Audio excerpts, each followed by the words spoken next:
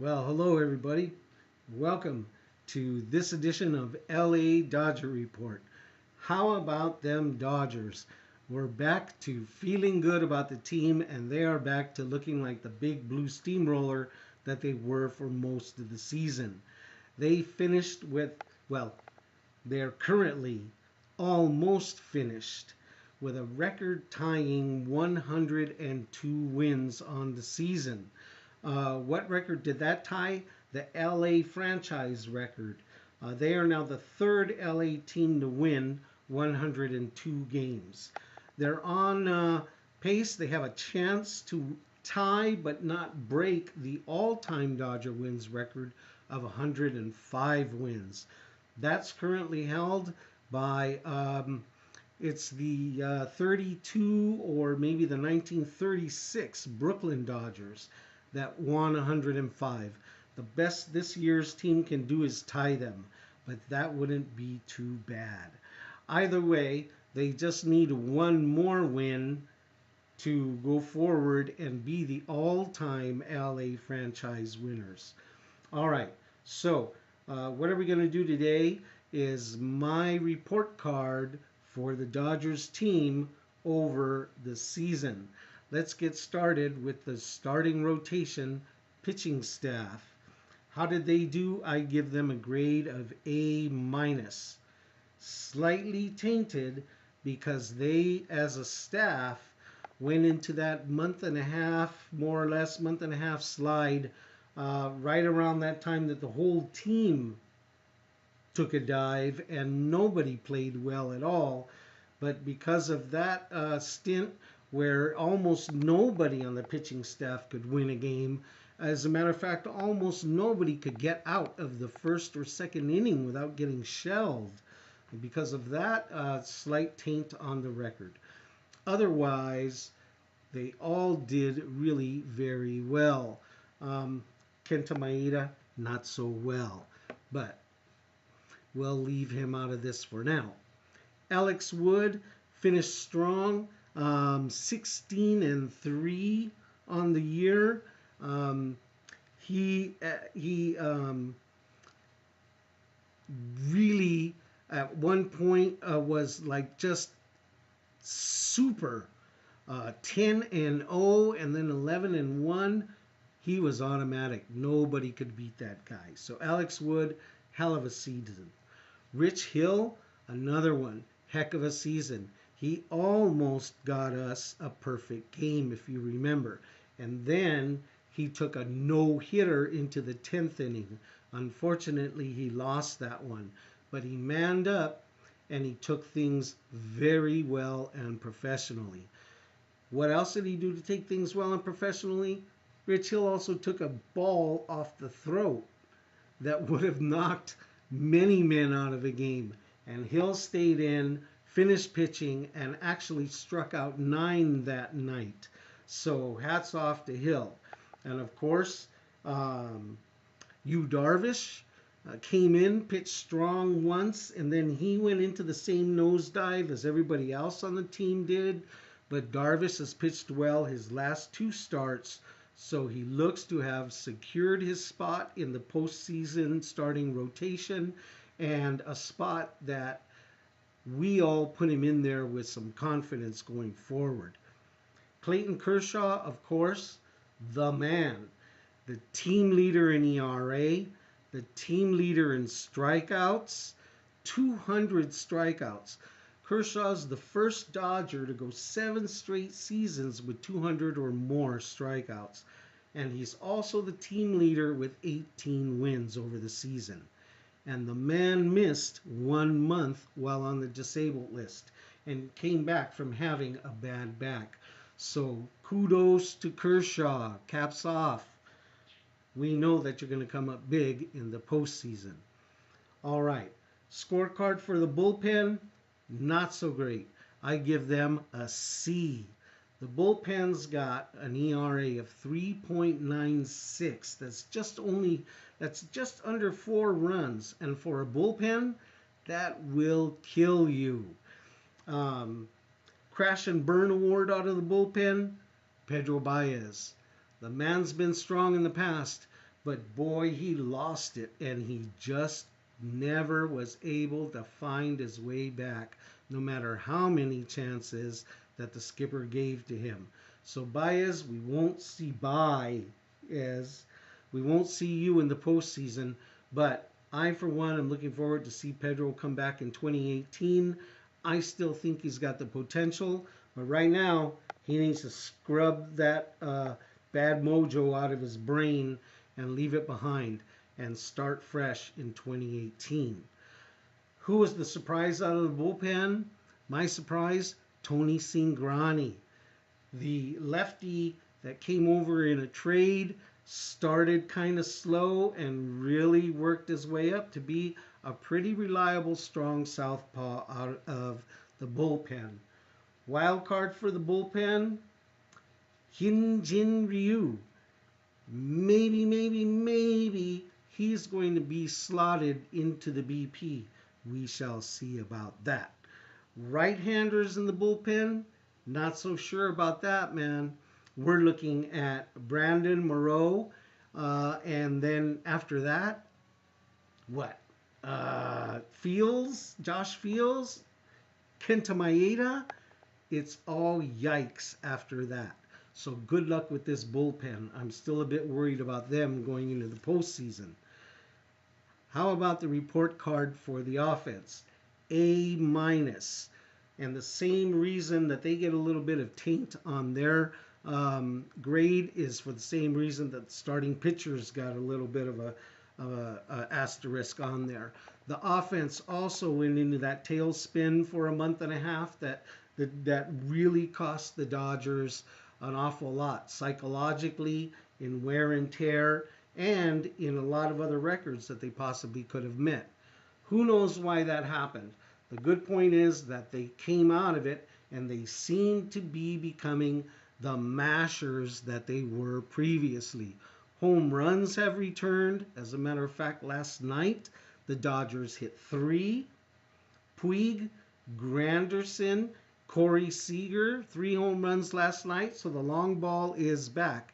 And speaking of Granderson, he is one of the automatic outs, along with Logan Forsythe, who were badly slumping, 2-month-long slumps. But they've now, I won't even say started to come out of them, they're now out of those slumps, and they're hitting regularly. So now we're looking at a lineup that is very good from top to bottom.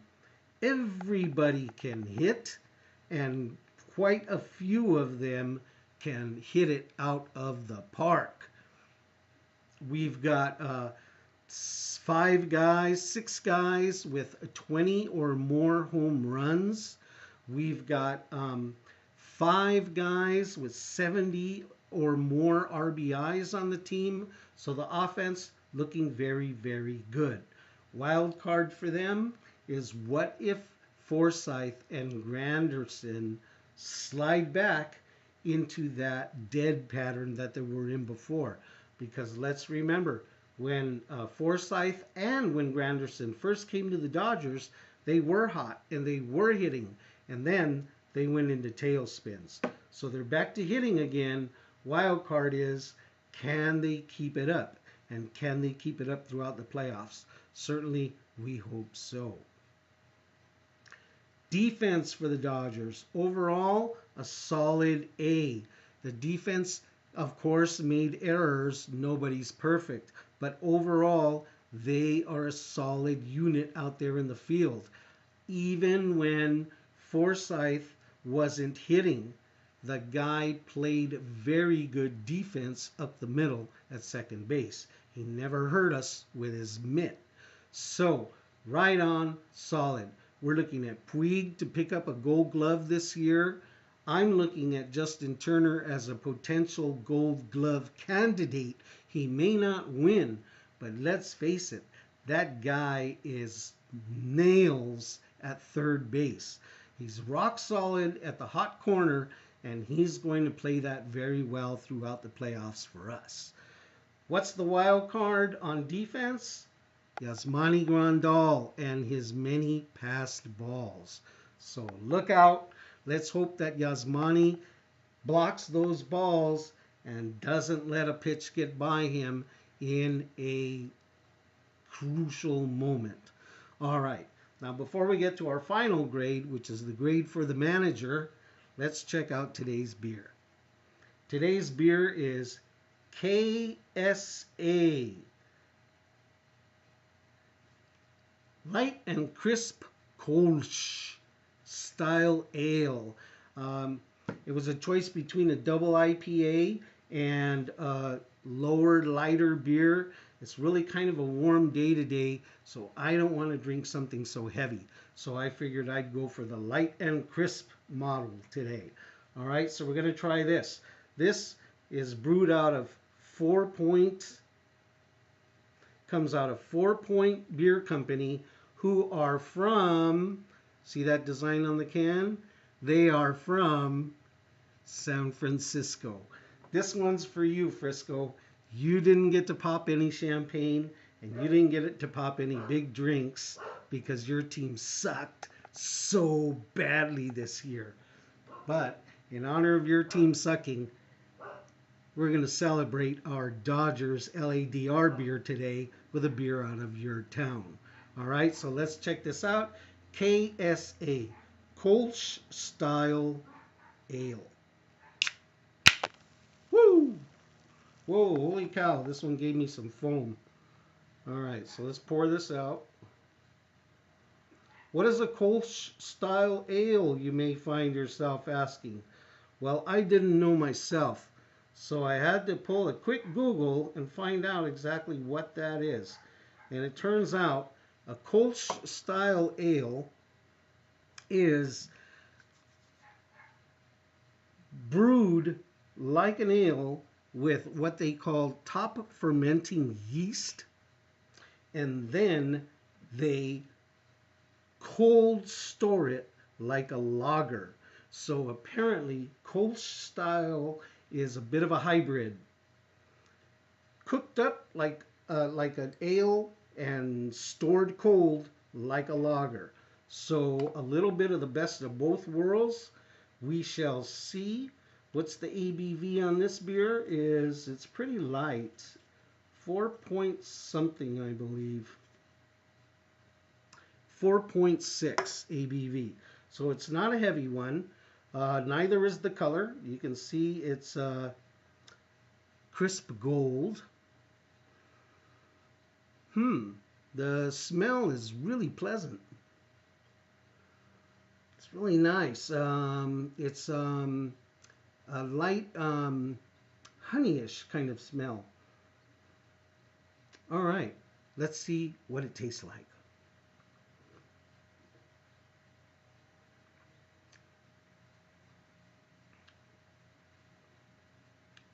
Oh yeah, that's pretty good. I pick up an immediate sweetness. Not too sweet, mind you, but there's something sweet in the initial flavor. And it's almost got like 3 flavors. Wait a minute.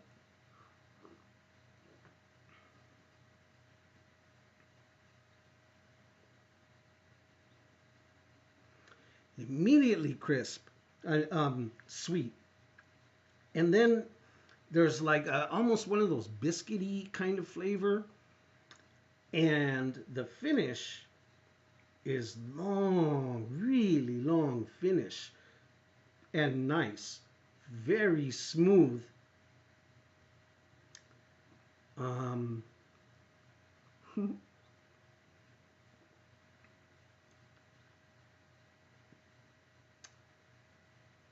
Yeah, the sweetness is only up front. It doesn't last very long. And that finish is very, very nice.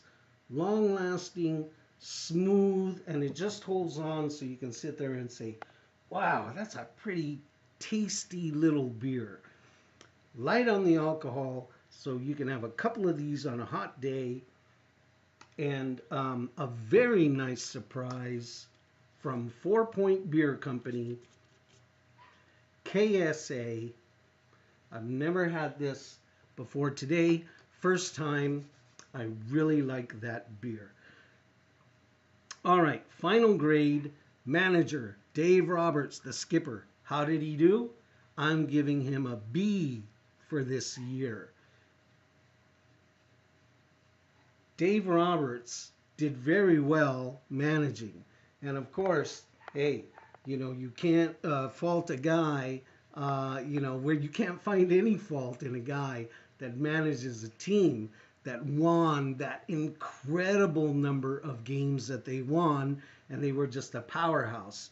But every now and then with teams like that, I always kind of feel like an empty can of KSA could have managed that team. That's how automatic that team was, and that's how on fire they were. This can could have managed them. So, where does good management come? It's in the in-betweens.